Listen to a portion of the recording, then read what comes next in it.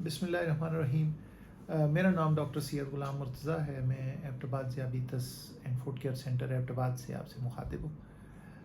आज का बुनियादी मकसद आपको इस वीडियो के ज़रिए चंद मालूमात फ़राहम करना है जो बहुत ही सादा तरीके से फ़राहम की जाएंगी। अक्सर लोगों को हमारे यहाँ ये पता नहीं होता कि वो अपनी शुगर कब चेक करवाएं, और अगर शुगर उनकी चेक हो गई है तो वो कितनी हो तो उनको ज़ियाबीतस का मर्ज़ लाहक है और उन्हें उसके लिए ट्रीटमेंट के लिए जाना चाहिए। तो इसमें चंद एक बुनियादी चीज़ें हैं, ये गाइडलाइंस हैं जो अमेरिकन डायबिटीज़ एसोसिएशन ने दी हुई हैं। ये पूरी दुनिया के लिए एक ही जैसी गाइडलाइंस हैं। उन गाइडलाइंस में ये है कि अगर आपका वज़न ज़्यादा है, एक चीज़ होती है जिसे हम कहते हैं BMI। तो अगर आपका BMI 25 से ज़्यादा है, यानी आप देखने में ज़रा फुरबा हैं, मोटे हैं, और उसके साथ साथ अगर आपको जितनी चीज़ें मैं आपको बताने लगा हूँ इनमें से कोई एक चीज़ भी है तो आपको अपनी उम्र को भी नहीं देखना चाहिए और आपको किसी भी वक्त जाके अपना शुगर को चेक करवाना चाहिए। अब इसमें इस तरह से है कि अगर आपका वज़न जो है वो ज़्यादा है और आपको उसके साथ साथ आपकी फैमिली हिस्ट्री में डायबिटीज़ है, आपके वालिद वालदा बहन भाइयों में से किसी को शुगर है, आप इनएक्टिव रहते हैं, आप ऐसा काम करते हैं जो टेबल पे कुर्सी पे बैठ के करने वाला काम है, फिज़िकल एक्सर्शन नहीं होती आपकी, आप का अगर ब्लड प्रेशर ज़्यादा है, आपका कोलेस्ट्रॉल अगर ज़्यादा है, चर्बी आपके जिस्म में ज़्यादा है, अगर आपको अल्ट्रासाउंड के ऊपर आपके जिगर में चर्बी ज़्यादा है जिसे हम फैटी लिवर कहते हैं, या ख़वातीन में अगर आपकी पॉलीसिस्टिक ओवरीज़ हैं, आपकी ओवरीज़ के अंदर छोटी छोटी सिस्ट बनी हुई हैं बहुत सारी, ये कोई भी चीज़ें अगर आपको इनमें से हैं, और ख़ास तौर पे अगर आप एशियन हैं, एशिया में रहते हैं, तो इनमें से कुछ अगर एक भी आपको है और आपका वज़न भी ज़्यादा है तो आपको अपनी उम्र को ना देखते हुए भी अपनी शुगर को चेक करवाना चाहिए। दूसरी तरफ अगर आपको इनमें से कोई भी रिस्क फैक्टर नहीं है, आप मोटे भी नहीं हैं और ये जो मैंने सारी चीज़ें आपको बताई इनमें से कोई रिस्क फैक्टर नहीं है, फिर भी आपको 40 साल की उम्र में कम से कम पहली दफ़ा अपनी शुगर ज़रूर चेक करवानी चाहिए। दूसरी बात अब ये आ गई कि अगर आपकी शुगर नॉर्मल आती है तो फिर क्या होगा, अगर अब नॉर्मल है तो फिर क्या करना चाहिए। तो आपकी शुगर जब आप चेक करते हैं उसको देखना चाहिए। अगर आपकी शुगर के सारे टेस्ट नॉर्मल हैं तो उस सूरत में आपको 3 साल के बाद अपनी शुगर दोबारा चेक करवानी चाहिए। अगर आपके टेस्ट अब नॉर्मल हैं लेकिन वो इतने ज़्यादा नहीं हैं कि आपकी ज़ियाबीतस की डायग्नोसिस बन सके, तो ऐसे केसेस में आपको हर साल के बाद अपनी शुगर को दोबारा चेक करना चाहिए। अब कौन से टेस्ट करवाने चाहिए? इसमें एक तो वो टेस्ट हैं जो कभी भी आप लेबॉर्ट्री पे चले जाते हैं, जैसे आप अगर खाली पेट 8 से 10 घंटे तक कुछ ना खाएं और अपनी लेबॉर्ट्री पे चले जाएं और एक आप अपना फास्टिंग शुगर करवा लें। अगर आपका फास्टिंग शुगर 100 से नीचे है तो आपको ज़ियाबीतस नहीं है।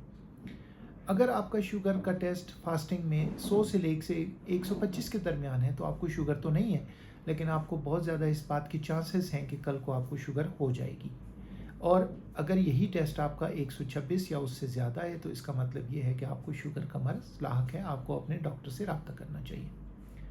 दूसरा टेस्ट इसमें जो होता है वो एक 3 महीने वाला टेस्ट होता है जिसको HbA1c कहते हैं, आप वो करवा सकते हैं। अगर वो 5.7 से नीचे है तो आपको शुगर नहीं है, अगर वो 5.7 से 6.4 के दरमियान है तो इसका मतलब है कि आपको शुगर लाहक हो सकती है, और अगर वो 6.5 या उससे ज़्यादा है तो वो ये ज़ाहिर करता है कि आपको ज़ियाबीतस है, आपको अपने डॉक्टर से रब्ता करना चाहिए। तीसरा टेस्ट जो आप इसमें करवा सकते हैं वो ये है कि एक 75 ग्राम ग्लूकोज फास्टिंग स्टेट में खाली पेट आपको पिलाया जाता है घोल के पानी के अंदर, 1 गिलास पानी के अंदर, और फिर शुगर चेक की जाती है। इस टेस्ट में इस तरह से होता है कि पहले आपका वो खाली पेट शुगर ले लेते हैं, सुबह कितना है, उसके बाद आपको 75 ग्राम ग्लूकोज 1 गिलास पानी में वो पिला देते हैं और 2 घंटे के बाद दोबारा आपका शुगर का टेस्ट किया जाता है। अगर 2 घंटे के बाद वाला टेस्ट आपका 200 या उससे ज़्यादा है तो इसका मतलब है कि आपको शुगर का मर्ज़ लाहक है और आपको अपने डॉक्टर से रब्ता करना चाहिए। एक बात जो बहुत क्लियर है और हमें इस चीज़ को समझना चाहिए कि शुगर का मर्ज़ अगर एक दफ़ा लाहक हो गया है, ये साथ रहने वाला मर्ज़ है, یہ ایسا مرض نہیں ہے کہ جو دوائیوں کے ساتھ ختم ہو جائے۔ دوسری چیز جو اس میں بہت امپورٹنٹ ہے وہ یہ ہے کہ آپ اگر اس مرض کو شروع سے ٹھیک طریقے سے کنٹرول نہیں کرتے تو یہ بہت سارے اور جو امراض ہیں ان کو ساتھ لے کے آ جاتا ہے۔ مثلاً اگر آپ اس کو ٹریٹ نہیں کریں گے، اس کا اثر آپ کی آنکھوں پہ بھی ہوگا، اس کا اثر آپ کے گردوں پہ ہوگا، گردے خراب ہو جائیں گے آپ کے، اس کا اثر آپ کے پاؤں کی طرف ہوگا، ٹانگوں پہ، وہ بھی خراب ہو سکتی ہیں، السرز بن سکتے ہیں، زخم بن سکتے ہیں، اور ہارٹ اٹیک کے چانسز بڑھ جاتے ہیں، فالج ہونے کے چانسز بڑھ جاتے ہیں۔ تو یہ وہ ساری چیزیں ہیں کہ جو پھر شوگر کے ساتھ ساتھ آ جاتی ہیں۔ جس شخص کو ذیابیطس ہے اس کو بلڈ پریشر کا چانس زیادہ ہو جاتا ہے، اس کے لپڈ لیولز جو ہوتے ہیں، جو چربی کے لیولز ہوتے ہیں وہ زیادہ ہو جاتے ہیں۔ تو ان ساری چیزوں کو شوگر کے ساتھ ساتھ دیکھنا چاہیے اور انہیں ان کا علاج کرنا چاہیے۔ اگر آپ ان کا علاج نہیں کریں گے تو آنے والے وقت میں یہ چیزیں آپ کے لیے بہت زیادہ مسائل پیدا کر سکتی ہیں۔ تو میری آپ سے یہ ریکویسٹ ہے کہ جب بھی جیسا کہ میں نے آپ کو جو چیزیں بتائی ہیں، اگر آپ ان کرائٹیریا کے اندر رہتے ہیں، فال کر رہے ہیں، تو آپ کو اپنا ایک شوگر کا ٹیسٹ ضرور کرانا چاہیے، اور اگر شوگر زیادہ ہے تو اپنے ڈاکٹر سے مشورہ کرنا چاہیے۔ دوسری بات، ان ڈاکٹرز سے بھی کہ جو پرائمری کیئر فزیشنز ہیں، جگہ جگہ ہمارے دوست پریکٹس کر رہے ہیں، ان سے بھی ایک یہی درخواست ہے کہ جب بھی آپ کے پاس کوئی ایسا مریض آئے جس کو پہلے سے شوگر نہیں ہے اور وہ ان کیٹیگریز کے اندر فال کرتا ہے، تو کم از کم جہاں باقی ٹیسٹ لکھتے ہیں اس کا ایک شوگر کا ٹیسٹ بھی کروا لیں۔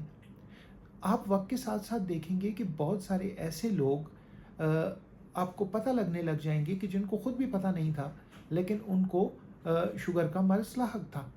تو اگر ان کی ڈائگنوسس بن جاتی ہے، ان کی تشخیص ہو جاتی ہے کہ انہیں شوگر ہے، تو کم از کم وہ اپنا علاج کروا سکتے ہیں اور آنے والی پیچیدگیوں سے بچ سکتے ہیں۔